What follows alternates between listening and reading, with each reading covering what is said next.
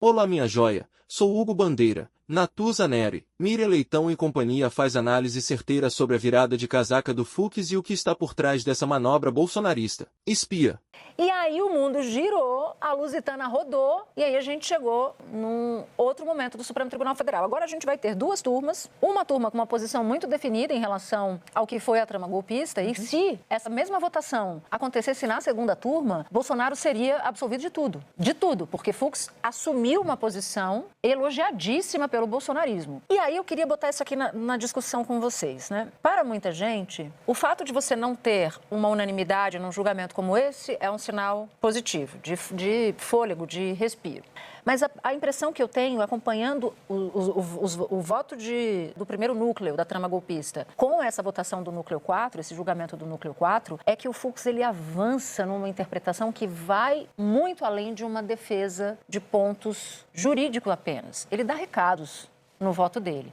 Então, hoje, a militância bolsonarista considera Fux um ministro bolsonarista em razão desses votos todos. Eu peguei um trecho para ilustrar um desses recados que foram dados pelo ministro Luiz Fux. Vamos acompanhar. Vossa Excelência sabe também, eu sei também, não se trata da primeira vez que um candidato à presidência provoca o TSE quanto à regularidade das eleições. Em 30 de outubro de 2014, aquela corte eleitoral, ela foi instada pelo partido candidato derrotado à realização de uma auditoria especial. Naquela vez, era outro candidato. Pelo partido candidato derrotado, a realização de uma auditoria especial de votação. Em vez de rejeitar de plano ou criminalizar qualquer coisa, ou impor uma multa bilionária e qualificá-la como ataque às instituições democráticas, o TSE tomou a sábia decisão de autorizar a auditoria. Posteriormente, apresentado seus resultados à sociedade, indicando não ter sido encontrada nenhuma fraude. É laranja com banana. Ele está comparando coisas absolutamente distintas. Primeiro, o candidato,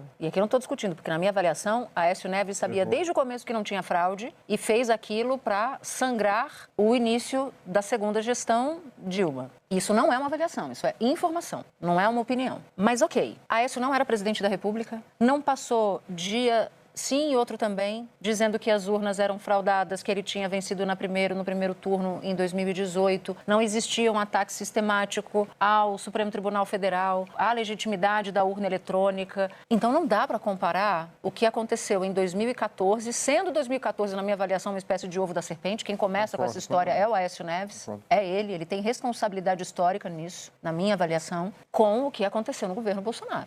Até porque aí tem um requinte maior no caso de 2022. O PL contrata o Instituto Voto Legal. Esse instituto cria uma tese de que parte das urnas estavam criando... Fraude? Estavam fraudadas. Estavam fraudadas. E pior, elas só valiam para o segundo turno. É assim, os 99 deputados do PL eleitos e os governadores de oposição eleitos no primeiro turno não estavam contidos nessas urnas. Essas urnas só valiam para os votos do segundo turno e especialmente no eleitorado, no colégio eleitoral onde Lula era mais votado. Então, assim, ali foi um abuso do abuso do abuso. E o Bolsonaro então, deu uns 300 passos além do Aécio. O ato do Aécio, naquele momento de negar o resultado da eleição, foi um ato lastimável. Abriu a porta, abriu essa caixa de Pandora e o resultado político foi a derrocada do PSDB. Começou ali. Só que o Bolsonaro, enquanto presidente, além de cotidianamente questionar as urnas, ele esteve envolvido no planejamento de uma tentativa de golpe de Estado. Então, ele deu muitos passos além. Então, essa comparação, além de ele pegar um ato lastimável do Aécio Neves, não tem o menor cabimento. É o que você falou, ele está comparando banana com laranja. E ele cita, na minha impressão, e aí é só impressão, eu acho que ele faz essa citação olhando para Alexandre de Moraes, porque Alexandre de Moraes era do PSDB. O último partido ao qual Moraes se filiou, ele foi de outros, foi o PSDB. Quando ele é indicado para o Supremo, ele era filiado, ele fazia parte dos quadros do PSDB. O importante é o seguinte, é entender a metamorfose do Fux, né? Porque tem um momento, ele vai achando que tem golpe, ele condena centenas de pessoas e ele só muda de ideia quando está pessoas da cúpula envolvidas. Aí quando ele vai julgar a cúpula, aí quando ele muda de ideia. Claro que o juiz pode mudar de ideia e ele falou sobre isso. Claro que pode mudar de ideia. Mas o que ele vai fazer com os votos das pessoas que ele condenou? Com as pessoas que ele condenou com o voto dele, ele tem que dizer o quê para essas pessoas? Então, a questão do Fux versus Fux, que é a grande discussão. Kramer versus Kramer, Fux versus... Agora, uma outra questão é, a partir desse momento que ele faz essa mudança, e aí esse é o ponto, acho que você iniciou essa conversa, é um terremoto, porque não é só assim, primeiro ele quer continuar votando lá e permanecer. Segundo, ele vai receber todos os processos que estavam com o Fachin, que iriam para o Barroso, entre eles todos da Lava Jato. Então, vão ficar com ele. Então, ele vai ser punitivista num campo e garantista no outro? Garantista no outro. Então, assim,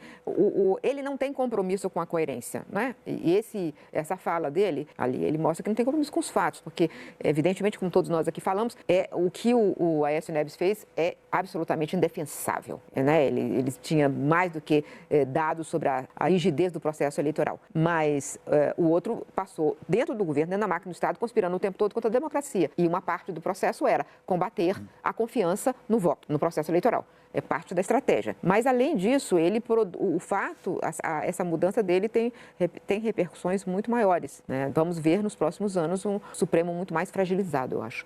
E ele muito isolado, né? Ele não... Eu estava conversando mais cedo. Agora não mais. Mas enfim, o Fux simplesmente não avisou absolutamente ninguém. E quando terminou a sessão na turma, o Dino, que é o presidente da turma, se aproximou para falar com uma pessoa que estava perto do Fux, isso foi o que a Carla viu.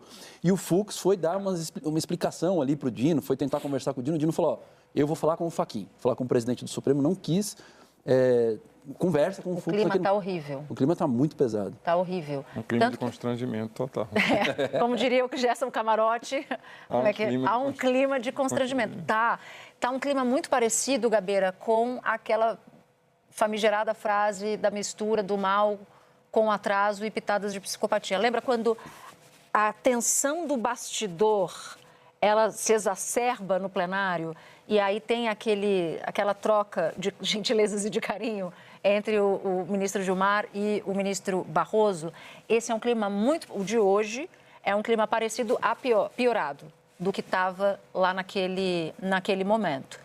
Evidentemente que não tem clima para o Fux, mas eu não consigo comprar a ideia de que é só o Fux não ter amigos e não ter clima mais para ficar na primeira turma que motivou a sua ida para a segunda turma. Concordo. Eu acho que tem mais coisa. Acho que tem uma coisa de transformar um placar perdedor num placar ganhador na segunda turma. Se forma uma nova maioria na segunda turma. Se forma uma nova maioria. E tem também o fato de Fux estar muito mais próximo hoje do pensamento de André Mendonça e Cássio Nunes Marques do que está dos demais. Acho que troca de turma tem esse... O que você já garante uma maioria na segunda turma de 3 votos, pelo menos, dependendo do tema do julgamento. Exato, exatamente.